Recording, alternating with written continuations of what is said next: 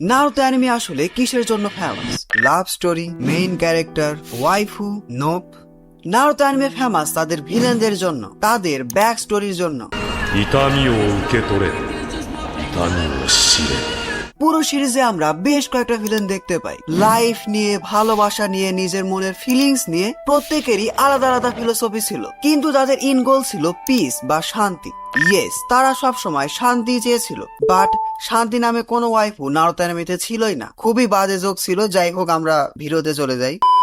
Naruto এর villain গুলো আসলেই ঠিক ছিল। প্রথমে আসে জাবুজা। ওজি নারুতোতে আমার বেশ পছন্দের ক্যারেক্টার ছিল। একদম শুরু থেকে কিন্তু জাবুজা ভিলেন ছিল না, তাকে ভিলেন বানানো হয়েছিল। কিভাবে? তার কপাল খারাপ ছিল, সে জন্মগ্রহণ করেছিল ব্রুটাল হিডেন মিস ভিলেজে। কোনোয়া ভিলেজের শিনোবি দেখেছে। কোনোয়া ছিল খুবই ডেভেলপ একটা নেশন, থ্যাঙ্কস টু হাশিরামা এবং টোবিরামা, অলসো মিনাতো, হিরোজেনকেও thank, and of course lady Tsunade, সেও ভিলেজের জন্য অনেক কিছু করছে। যাই হোক, কোনোয়া ছিল ডেভেলপ নেশন। যে সকল ভিলেজ হিডেন মিস্টের মতো অতটা ডেভেলপ ছিল না। এখানকার সিনারি অন্যরকম। এখানে শিনোবিদের ট্রিট করা হতো জাস্ট একটা মেশিন হিসাবে। জাবুজেরা নিজে বলেছিল যে শিনোবিদের কোনো পার্সোনাল ইচ্ছা নাই, তাদের যেমন ভাই অর্ডার দেওয়া হবে, যেমন মিশন দেওয়া হবে সেটাই পূরণ করতে হবে, পার্সোনাল কোনো ড্রিম নেই। এন্ড ইয়েস, এটা কাইন্ডা ট্রু। নারুতো অ্যানিমেতে আসলে ওইভাবে শিনোবিদের যে ডার্ক সাইড আছে সেটা ওইভাবে দেখানো হয়নি। ইয়েস, নারুতো অ্যানিমেতে অনেকটাই দেখানো হয়েছে, বাট বুঝতে পারছো আমি কোন দিককার কথা বলছি। অ্যাজ এ শিনোবি পার্সোনাল কোনো ফিলিংস না। শিনোবিদের ট্রেনই করা হতো ভিলেজকে প্রোটেক্ট করার জন্য, আর সেই প্রোটেকশনের জন্য তাদের নিজেদের ফিলিংস এর কোনো দাম ছিল না। খেয়াল করলে দেখবে নারুতো অ্যানিমেতে যারা যারা ভিলেন হয়েছে সবারই একটা স্যাড ব্যাক স্টোরি ছিল। এত ক্রুয়াল দুনিয়াও জাবুজা নিজের মতো একটা দুনিয়া তৈরি করে রেখেছিল যাতে করে সে নিজে সার্ভাইভ করতে পারে। বাট হিডেন মিস ভিলেজ ছিল খুবই খারাপ। সে চেয়েছিল ফোর্থ মিজুকাকে মারতে। পরবর্তীতে সে একটা নতুন সোসাইটি ক্রিয়েট করবে যেখানে শিনোবিদের একটু ভালোভাবে ট্রিট করা হবে, কিন্তু জাবুজা ফেল করে গেছে। এর পরবর্তীতে সে একটা রোগ নিনজার জীবন যাপন করে। জাবুজার কোনো দোষ ছিল না, দোষ ছিল পুরো মিস ভিলেজে, সিস্টেমের দোষ ছিল। যতই জাবুজা ইমোশনাল ক্রিমিনাল হয়ে যাক না কেন, সে তার হিউম্যানিটিকে ভুলে যায়নি। জাবুজার মনে হাগুকে নিয়েছিল ট্রু ফিলিং। তোমাদের খেয়াল আছে হয়তো জাবুজা নারুতোকে বলেছিল, your words could deeper than any blade. And of course at the end of the day Zabuza নিজেকে স্যাক্রিফাইস করে। You ungrateful! After everything he did for you, হাকু নিজেকে স্যাক্রিফাইস করে। Haku lived for you! And for what? এই দুজনের life সেখানেই শেষ হয়ে যায়। Honestly to say, shinobi world যতটা ভালোভাবে দেখানো হয়, ডিপ ডাউন এটা খুবই ডেঞ্জারাস, ব্রুটাল।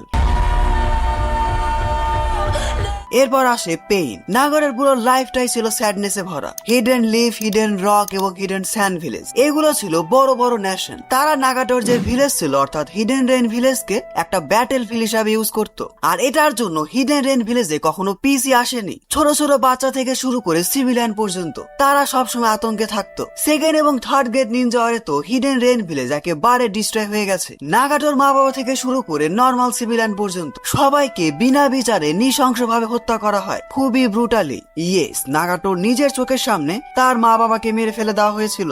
ভাবো একবার, জাস্ট নাগাটোর জায়গায় নিজেকে রেখে ভাবো। এর পরবর্তী নাগাটো একটা অনাথের জীবন যাপন করে। একবেলা খাবার জন্য সে দরজায় দরজায় ঘুরতো। খিদার জন্য তার অবস্থা এমন হয়ে গিয়েছিল যে সে হাঁটতেও পারছিল না। কেউ তাকে খাবার দিত না, সবাই তাড়িয়ে দিত। শুধু তাই নয়, নাগাটো নিজের চোখের সামনে তারই বেস্ট ফ্রেন্ড ইয়াহিকোকে মরতে দেখে। আর এই সব কিছু হয়েছিল যুদ্ধের জন্য। ইয়েস, শিনোবি ওয়ার্ল্ডে এক এক নেশনের সাথে আরেক নেশনের যুদ্ধের জন্য। যদি কোনো যুদ্ধই না হতো তাহলে হয়তো শিনোবি ওয়ার্ল্ডে আসলে পিস চলে আসতো। নাগারো তার লাইফে এত বেশি পেইন সহ্য করেছে যে সে তার নিজের নামে পেইন রেখে দিয়েছে। জাস্ট ভাবো একবার, একটা মানুষ কতটা।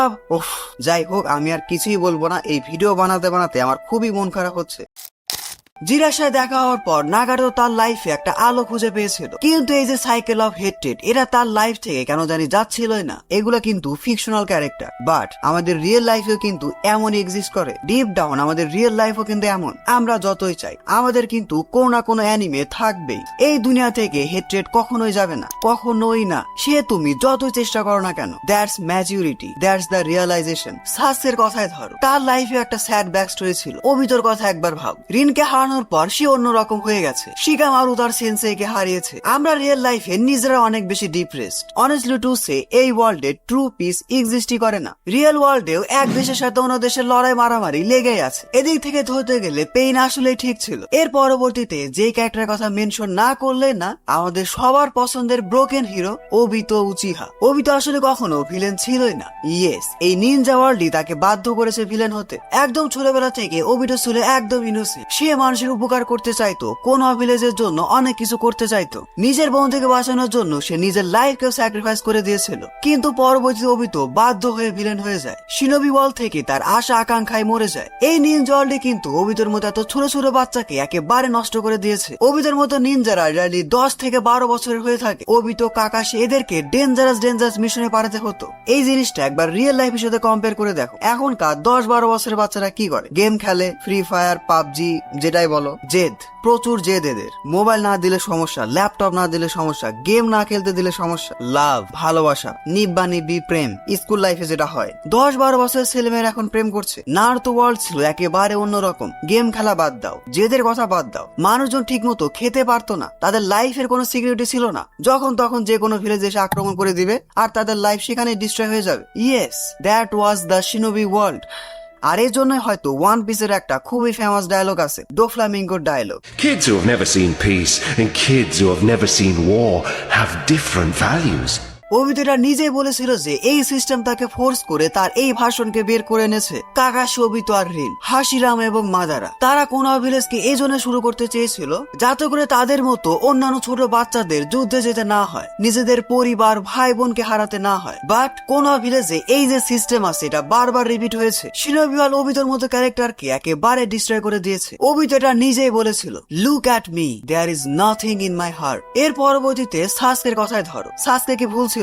নো, সাসকে ভুল ছিল না। অনেকেই ভাবে যে ইতাচি মারা যাওয়ার আগে সাসকের অবস্থা অনেক বেশি খারাপ ছিল, বাট নো, ইতাচি মারা যাওয়ার পর সাসকের অবস্থা আরো বেশি খারাপ হয়ে যায়। ইতাচিকে হেট করার যে গিল ছিল, শিনোবি ওয়ার্ল্ড নিয়ে তার যে অবসেশন এবং আক্ষেপ ছিল, ইতাচি মারা যাওয়ার পর সবকিছু বের হতে থাকে। আর সাসকে বেছে নেয় দ্য ব্রুটাল ওয়ে। শুধু তাই নয়, ভিলেজের যে লিডাররা আছে তাদের মধ্যেও সমস্যা আছে। ডানজোর কথাই ধরো, হিরোজেনের কথা বাদ দিয়ে দিলাম। সাসকে যে লি ভিলেজকে ডিস্ট্রয় করতে চেয়েছিল তার দিক থেকে কিন্তু এটা ঠিকই ছিল। ইয়েস, আমরা সবাই হিউম্যান, আমাদের সবার ইমোশন আছে, হেট্রেড আছে। সবাই তো আর ইতাচি উচিহা না, কেউ হতেই পারবে না। আর এই জন্যই আমি ইতাচিকে আমার ওয়ালপেপার বানিয়েছি। That's why Itachi is my most favourite. But আমরা এখানে কথা বলছি সাধারণ শিনোবিকে নিয়ে, যারা স্যাক্রিফাইস করতে জানে না, সাসকের মতো, যাদের কাছে স্ট্রং মাইন্ডসেট নেই, নিজের হেট্রেড থেকে শুরু করে অন্যের হেট্রেড দূর করার মেন্টালিটি নেই, জাস্ট লাইক নারুতো। সো সাসকে আসলে এখানে ভুল ছিল না, তার দিক থেকে সে ঠিকই ছিল। কোনোয়া ভিলেজ ইতাচির সাথে যা করেছে সেটার জন্য সাসকে মেইলি কোনোয়া ভিলেজকে শাস্তি দিতে চেয়েছিল। উজিয়া মেসেকার হয়েছিল ডানজ এবং থার্ড হোকাগের লিডারশিপ ফেলিওর কারণে। Last but not the least, Madara Uchiha. Madara এটা ধরে নিয়েছিল যে এই ওয়ার্ল্ডে পিস সম্ভব না। পুরো ওয়ার্ল্ড থেকে হেট্রেড কখনোই যাবে না। এক ভিলেজের উপর আরেক ভিলেজের, এক শিনোবি থেকে আরেক শিনোবির, এক ক্ল্যানের উপর আরেক ক্ল্যানের, এই যে হেট্রেড, এই সাইকেল সবসময় চলতে থাকবে। আর এই জন্য সে wake up to reality, the infinite Tsukuyomi dream create করতে চেয়েছিল, যেখানে সবাই একটা ড্রিমের মধ্যে থাকবে, ইলিউশনে থাকবে, তারপরেও তারা শান্তিতে থাকবে। এই যে ড্রিমটা, এটা তোমাদের অনেকের কাছে ফুলিশ বা বোকার মতো মনে হতে পারে। বছরের পর বছর চলে গেছে, হাসিরামার মতো শিনোবি চলে গেছে, পারেনি। ইতাচির মতো শিনোবি ছিল, পারেনি। নারুতো দ্য চাইল্ড অফ প্রফেসি, সেও পারেনি। বোরুতো অ্যানিমেতে দেখো, হ্যাঁ অবশ্যই নারুতো অ্যানিমের যে ব্রুটালিটি ছিল তেমন ব্রুটালিটি বোরুতো অ্যানিমেতে নাই। বাট এই যে হেট্রেড, এরা কিন্তু এখনো আছে। রিয়েল ওয়ার্ল্ডে দেখো, Russia versus Ukraine, USA versus Iran, কত লাখ লাখ মানুষ মারা যাচ্ছে। সেখানকার মানুষের লাইফ একেবারে শেষ হয়ে গেছে। কেন? রিসোর্সের জন্য, পাওয়ারের জন্য। গেস হোয়াট, নারুতো অ্যানিমে আসলে আমাদের রিয়েল ওয়ার্ল্ড এর কাহিনী বলছে। কিশিমোটো ওয়াজ এ লেজেন্ড, যে কিনা কিছু ফিকশনাল ওয়ার্ল্ড, ফিকশনাল ক্যারেক্টারের মাধ্যমে এই সত্যটা আমাদের সবার সামনে তুলে ধরেছে। মাতারও দোষ আছে, সে একটা ফেক ওয়ার্ল্ড তৈরি করতে চেয়েছিল। ফুলিশ, নট রিয়ালিস্টিক, বাট খুবই ডিপ। একবার ভাবো, একটা শিনোবি কতটা ফ্রাস্ট্রেটেড, কতটা ডিপ্রেসড হলে এমন ডিসিশন নিতে পারে। সো নারুতো অ্যানিমের যে ভিলেন গুলো ছিল তারা আসলে ভিলেন ছিল না, তাদের একটা নিজস্ব স্টোরি ছিল। এই ভিডিওতে আমি সবার যে স্টোরি আছে সেটা কমপ্লিট করতে পারলাম না, কারণ বুঝতে পারছো অনেক ক্যারেক্টার আছে। আমি আসলে মেইন ক্যারেক্টার তুলে ধরলাম। আশা করি পুরো ভিডিও থেকে তোমরা কিছু না কিছু অবশ্যই শিখতে পারছো। রিয়েল ওয়ার্ল্ডটা আসলে এমনই ভাই। তার মানে কি আমরা সবকিছু ছেড়ে দেব, আমরা বাঁচা ছেড়ে দিব? না, আমাদের হোপ কখনোই মরবে না। Humanity is alive. যতদিন হিউম্যানিটি থাকবে ততদিন মানুষের হোপ থাকবে, লাভ থাকবে। এই হোপ, এই হিউম্যানিটি, এই ফিলিংস, এই স্যাক্রিফাইস, এগুলো আমাদের টিকিয়ে রাখ ট্রু লাভ। লাভ। হেট্রেড কে ডিস্ট্রয় করার এটাই একমাত্র way. Okay, thank you everyone. আমি জানি এই ভিডিওতে আমি নিজেও আসলে একটু ইমোশনাল হয়ে গেছিলাম। কি বলবো, নারুতো অ্যানিমে আসলে আমি অনেক ভিডিও বানাইছি এবং এই অ্যানিমের সাথে আমি আসলে অনেক কানেক্টেড। তো এই যে ভিলেন গুলো আছে, এদের স্যাড ব্যাক স্টোরি বা এদের নিয়ে আলাপ আলোচনা করলে, এদের লাইফের ডিপে ঢুকলে আমার অটোমেটিক্যালি মন খারাপ হয়ে যায়। আমি হয়তো তোমাদেরও মন খারাপ করে দিছি, বাট দ্যাটস ইট।